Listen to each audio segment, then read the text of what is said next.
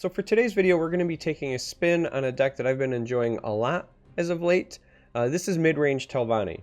That's right, not Conscription, not Nixox, not even Control. This is Mid Telvanni.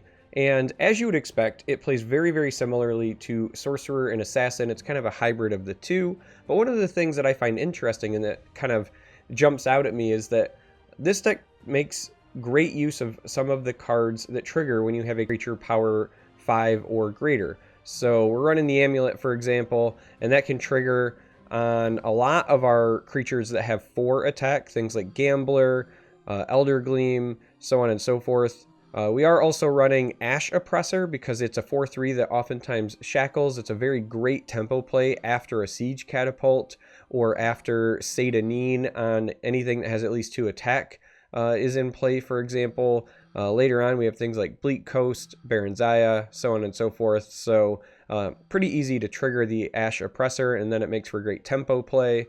That being said, the deck does also run one Mighty Conjuring. Again, lots of creatures that just innately have 5 or more power. This is also a deck where I run Sun and Shadow as my only Telvanni card, because you have to run at least one to run the 3 colors. And I run Sun and Shadow because despite the fact that there are not a large number of actions to choose from, in fact, the deck only has 9, a couple of Shadow Shifts, and then Negations and Lightning Bolts, and then one Mighty Conjuring. A lot of times, Negation, Lightning Bolt, or the Mighty Conjuring are all you need to go find.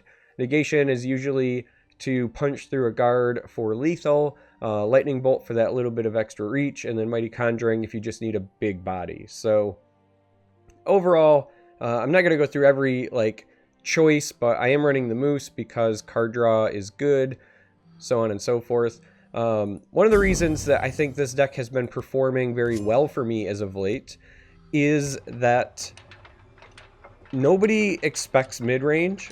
Typically, when you queue into Telvanni, they're going to think, okay, this is the Telvanni Control style deck. And so they mulligan away cards that might have been far better in a mid-range matchup. For example, if you're playing mid-range Telvanni and you queue into another Telvanni player, they might be hunting for late game or cards that ramp, for example, because those are really good in a Telvanni Control mirror, and those are not very good typically against mid-range.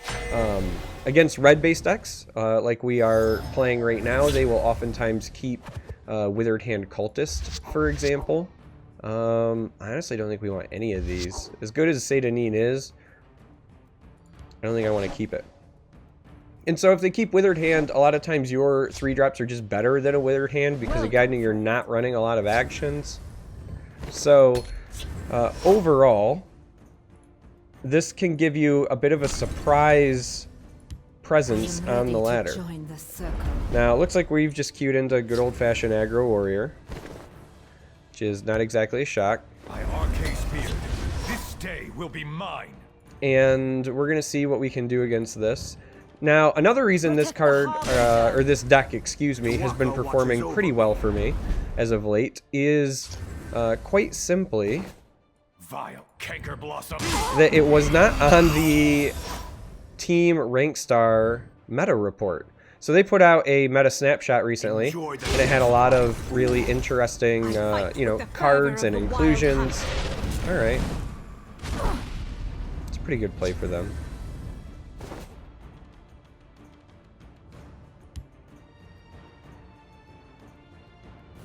Careful there, friend. I think we still just make the value trades. I see you waking. Anyway, so Team Rankstar, they did not include Mid Telvanni anywhere on their meta snapshot. It wasn't in any of the tier lists, and as such, I think that the surprise factor of this list has went up considerably, and that's usually something that helps out a lot. So Face me, you join us. So now we have a pretty interesting dilemma. Cliff Racer is our best saturation, and then we'll have a choice between High King and the double 3-drops next turn. We just have to decide if we want to trade or crack the rune here, because we've got a decent amount of reach. There's an argument that could be made for not trading. However, if they drop a sower, we suddenly kind of start losing the race. Sorry, I may cough a few times. I'm feeling better as I prepare for my trip. I'm filming this before I leave, but I'm not feeling 100%. Yeah, see, there is the sower that we were a bit worried about. Join us. And the worst part is we didn't find a good top deck. Ideally, we wanted to find something that would have maybe given this +1 attack, whether that was a Crown Quartermaster or an amulet would have been fantastic. However, we did not find such things, and so we now have to decide if we want this High King and this to crash in, or if we just want to High King this and leave this up. I feel like we have to get rid of the sower either way.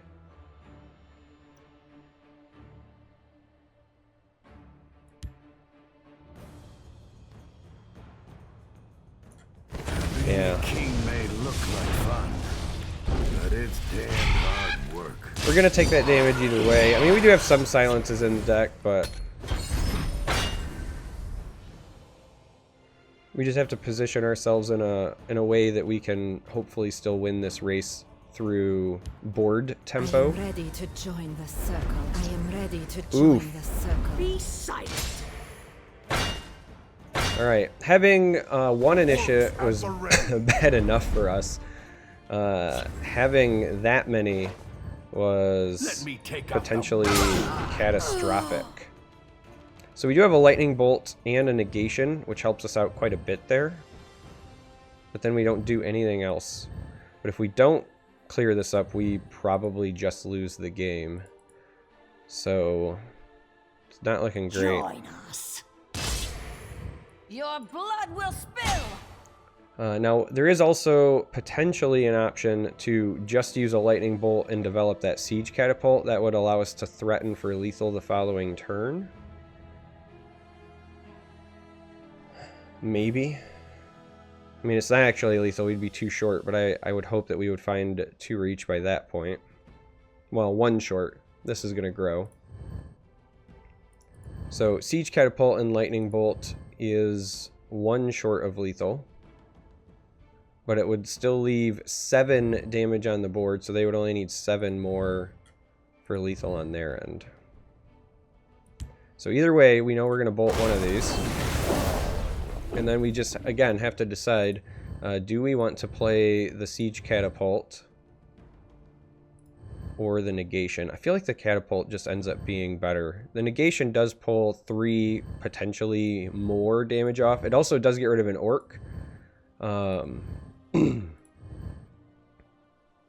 I don't know how we win from this position if we don't develop.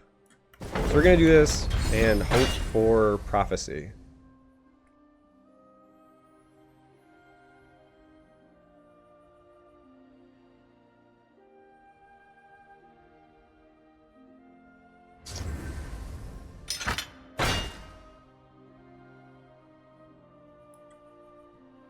Alright, so not a great start for us, but if they're making trades, potentially okay.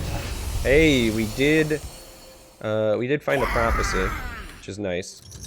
So, helps us out in terms of trying to find that lethal damage. The sower, however, is now problematic. So if we play a creature, we potentially have 5, 10, 16. So if we play Haunting Spirit and then another creature, and as long as it doesn't land back on whatever replaces the Haunting Spirit, we potentially have lethal.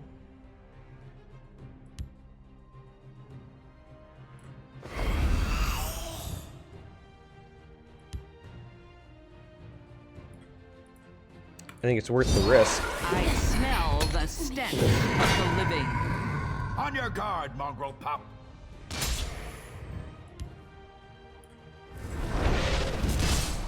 Join us. All right. So, was in fact worth the risk. We get a solid win against Gyro Captain, by the way, who is a friend of the stream. stops by, hangs out. Very cool person. So it's not fun to beat your friends, but we will take a win however we can get it. And again, this is one of those like deck testing videos. I have been playing this a bit, so it's not true like first shot at the deck list testing like normal, but it is a deck testing video. So we're going to play 2 games, win or lose, to kind of showcase how it performs. And we're now up against Retan, and I like our hand, and I'm tempted to keep it because we're going to get a couple of draws to find a 2-drop. And we are running, believe it or not, like 26 2-drops. Now, granted, Sorcerer's Negation's in there, so that doesn't necessarily count. But I think we're going to keep this. I say. Also, I mean, we have the Crown Quartermaster, so that kind of helps offset the fact that we may or may not have a 2-drop here.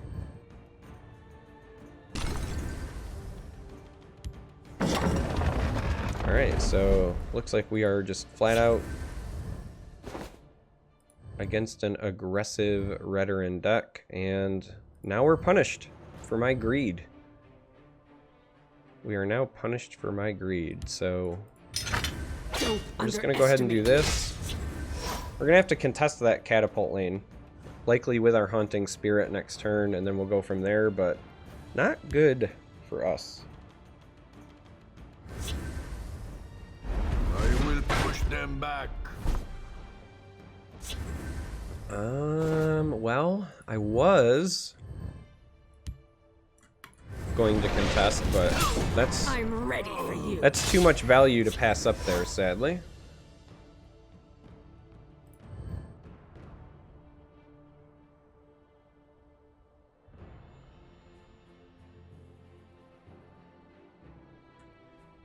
And our hand didn't improve itself at all. All right, that's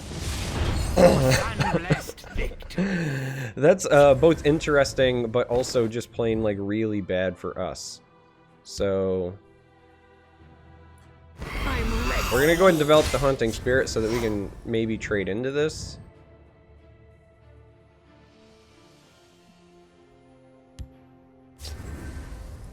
Wow, and Midnight Sweep. Okay.